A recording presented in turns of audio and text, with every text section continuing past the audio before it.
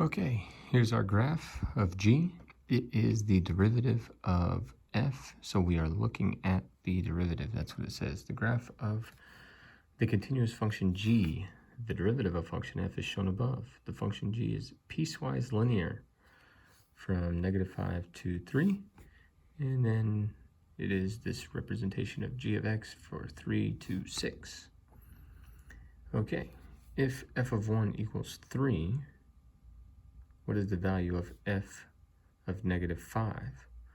Well, we could take that f of 1 and take the integral from there all the way back to -5,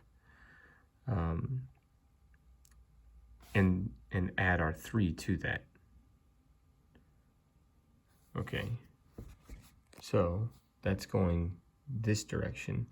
If we take 3 and subtract it and say, okay, 3 minus the integral from -5 to 1, we should actually get the correct positive answer. And from -5, it's just 3 different parts.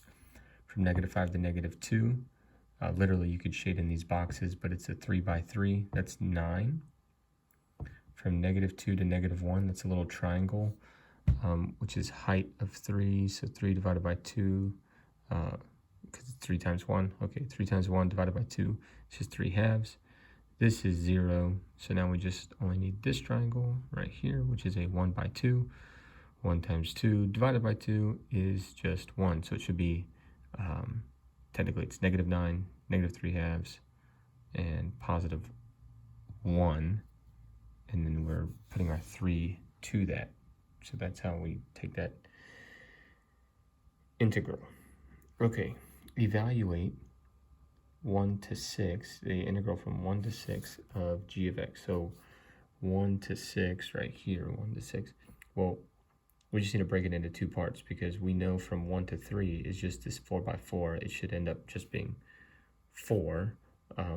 You could also take it right here. It is just 2. And you could take the integral from 1 to 3 of 2, and you would end up just getting 4. But we know it's 4 already. Whatever. Either way, it doesn't matter to me. If you do integral from 1 to 3, 2 dx, looks good. Plus the integral from 3 to 6 of this function right here.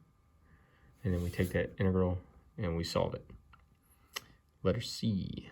For -5 to 6, on what open intervals, if any, is the graph both increasing and concave up? Give a reason for your answer. Okay.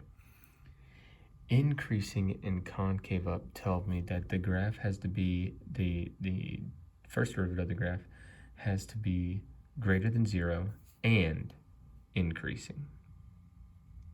Has to be greater than 0 and increasing, because the second derivative also has to be positive. Okay, so we're not greater than 0. Here we go. We're increasing right here, and we're greater than 0. So from 0 to 1 should be good. This isn't increasing, this is decreasing, and then the next one would be from 4 to 6. So 0 to 1, 4 to 6, open intervals. Beautiful.